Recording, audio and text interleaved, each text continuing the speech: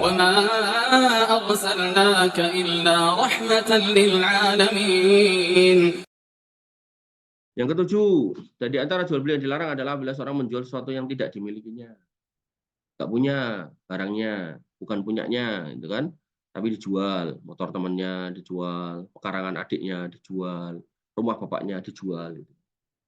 Maka misal seorang menemui seorang pengusaha mencari barang tertentu, namun pengusaha ini tidak memiliki barang tersebut. Namun mereka setuju untuk membuat kontrak untuk penjualan tersebut dan menyepakati harga untuk saat itu atau di masa depan. Dan barang tersebut tidak dimiliki oleh pengusaha atau pembeli. Maka pengusaha membeli barang tersebut dan menyerahkannya kepada pembeli setelah mereka menyepakati harga dan membuat kontrak dan menyepakati nilainya untuk saat ini dan yang akan datang. Maka jenis transaksi ini adalah haram. Mengapa? Karena ia menjual sesuatu yang tidak dimilikinya dan menjualnya sebelum ia memiliki. Misal Yahya itu kan belum punya tuh singkong, nggak punya gitu. Terus kenal Eko butuh singkong. Yahya bikin perjanjian, yuk jual beli. Kamu DP 50%, nanti tak kirimi singkong. Janjian ini sama Yahya. Yahya padahal nggak nanam singkong, gitu kan. Bapaknya juga nggak punya kebun singkong. Nah, maka transaksi yang dibikin Yahya rusak, haram. Lalu gimana biar sah, gitu kan? Biar sah, obrolan tok nggak apa-apa. Kamu butuh singkong ya? Ya. Yus, coba tak cari info dulu. Ketemu nih petani singkong, si Fajar. Gitu. Maka Yahya membawa sampel dari Fajar, bawa ke Eko. Kayak gini mau nggak?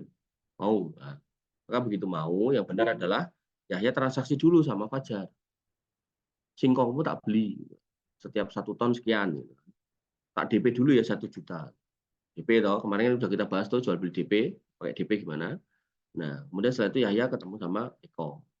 Gimana? Cocok? Cocok. Nah, oke, saya minta DP 50%. Oke, kasih.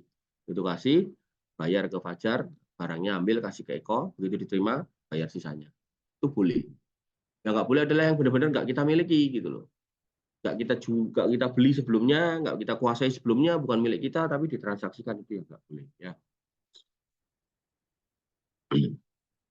Karena ia menjual sesuatu yang tidak dimiliki dan menjualnya sebelum ia memiliki barang tersebut. Maka jika barangnya telah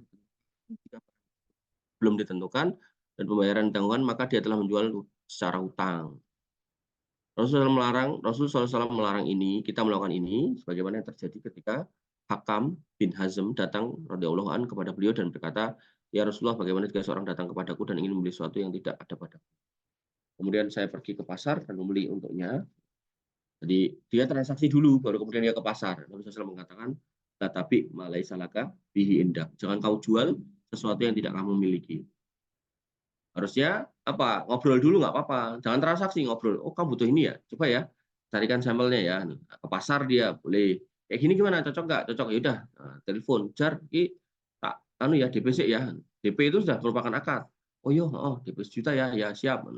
Nah, baru didilkan sama pembelinya tadi, misal si Eko tadi, kayak gitu ya. Jadi dalam Islam itu walaupun ada larangan, tetap ada solusi. Nah, di antara larangan yang jelas karenanya ini adalah larangan yang jelas karenanya tidak diperbolehkan seorang menjual barang tertentu kecuali barang tersebut berada dalam kepemilikannya sebelum membuat kontrak apapun yang akan dijualnya saat itu. Tidak diperbolehkan memandang remeh hal ini, maka barang siapa hendak menjual sesuatu untuk orang lain, maka dia harus menyimpan barang tersebut di toko atau di gudangnya, atau di truk, atau mobil, atau di kantornya. Sehingga barang tersebut tersedia. Aneh kalimatnya. Maka ketika ada orang yang hendak membelinya, dia dapat langsung menjualnya atau untuk waktu kemudian. Ini nyetop ya. Namun jika dikatakan bukankah ini jenis transaksi yang telah berkaitan dengan pembahasan mengenai tanah muslim, jika ada kemiripan dengan assalam, artinya ada orang-orang yang kemudian berdalil dengan ini, oh kan bisa tuh ada namanya transaksi salam, kita ngasih duitnya, kemudian penjualnya itu mencarikan barangnya.